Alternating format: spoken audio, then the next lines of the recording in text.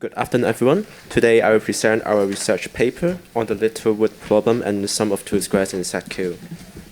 So in the presentation, I will first introduce our topic, then provide a formula to generate HK triples. After that, I will present our results in the investigation of the sum of two squares in set Q. In our paper, we focus on two results related to the sum of two squares. So for convenience, when n plus h, and n plus k are all sum of two squares, it is called an HK triple. Littlewood asked a problem about whether HK triples are infinite and wholly showed that the answer is affirmative.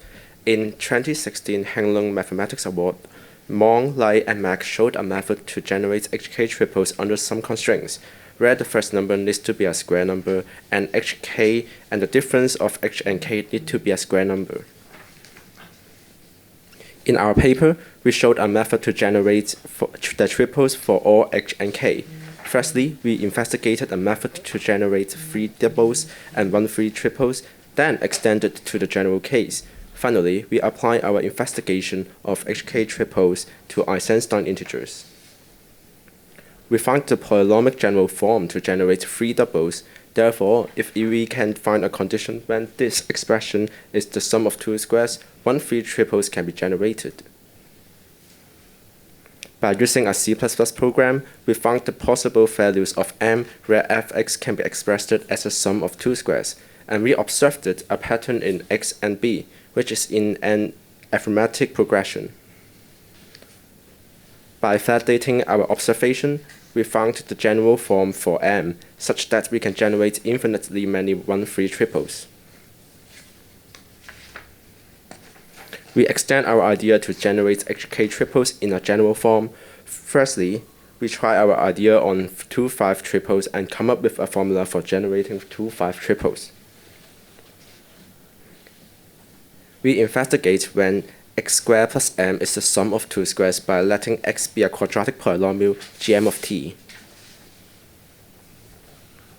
So we can observe some pattern in the coefficient of the polynomial gm of t, which brings us to the next theorem. This is the general form of the polynomial gm of t, such that x squared plus m is the sum of two squares. We want to make two of the terms always be the sum of two squares, and we can do so by choosing the starting term according to h and k. For example, when h equals to a squared minus b squared, the starting term of the hk triples become ax squared plus b squared, such that two of the terms are always the sum of two squares, and we only need to consider the remaining case. We can apply theorem 3.5 to find the value of x, such that the remaining case is the sum of two squares. And finally, we can generate infinitely many HK triples without any constraints. Now, we'll move on to Eisenstein integers. Eisenstein integers are numbers in the form of h plus g omega, where omega is the cubic root of unity. By expanding the sum of two squares of Eisenstein integers, we can see the relationship of it to HK triples, which we can apply our findings in HK triples.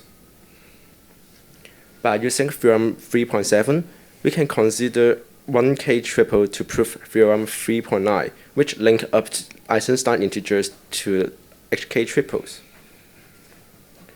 By plotting the Eisenstein integers that can be represented as sum of two squares in Eisenstein integers on an arc diagram, we observed some symmetries in the diagram, and we proved that this theorem related to Eisenstein integers.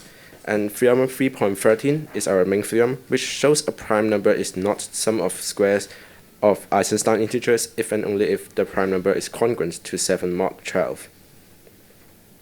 So during our investigation of HK triples, we discovered that all numbers can be represented as sum of two squares in the ring set P if P is a prime, and is proved in chapter 4 by elementary methods, which brings us to the investigation of sum of two squares in set Q. After that, we showed the number of elements representable as the form of two squares in set Q, allowing and disallowing zeros. However, when we were finalizing the report, we discovered part of our results were previously shown by Burns, yet our methods are largely different, but our results align. In addition to that, we showed the case where the summand cannot be zero. Firstly, we will consider the case where zeros are allowed as a summand. We will introduce two notations, bq of x and nq. bq of x equals to 1 when x is the sum of two squares in set Q, and nq is the total number of elements in set Q representable as the sum of two squares. We generated bq of x using a C++ program and discovered some patterns. Firstly, we derived that n is multiplicative by using the pattern of bq of x that relates different prime numbers. Also, we derived some theorems that are related to the power of 2 in bq and n. For other prime powers, similar to the power of 2, we observed some patterns in bq and n, and we derived the following theorems. By combining all the results related to prime powers and the multiplicativity of n, we get the formula for nx, expressed in the terms of factors of x. After that, we will consider the case where zeros are not allowed as a summand. We will use a similar strategy in the previous chapter by breaking down into prime powers. We will introduce another notation, cq of x, mq, and dq. cq of x is 1 when x is the sum of two squares in set Q, where when both of them are squares, are not congruent to 0 mod q. mq is the total number of elements in set Q that can be represented as the sum of two squares of non-zero elements, and dq is the difference between the number of elements in set Q representable as the sum of two squares allowing and disallowing zeros.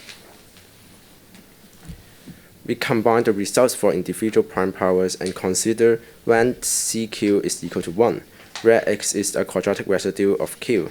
By theorem 6.5, it shows that we can consider quadratic residues x divisible by at most one prime power only.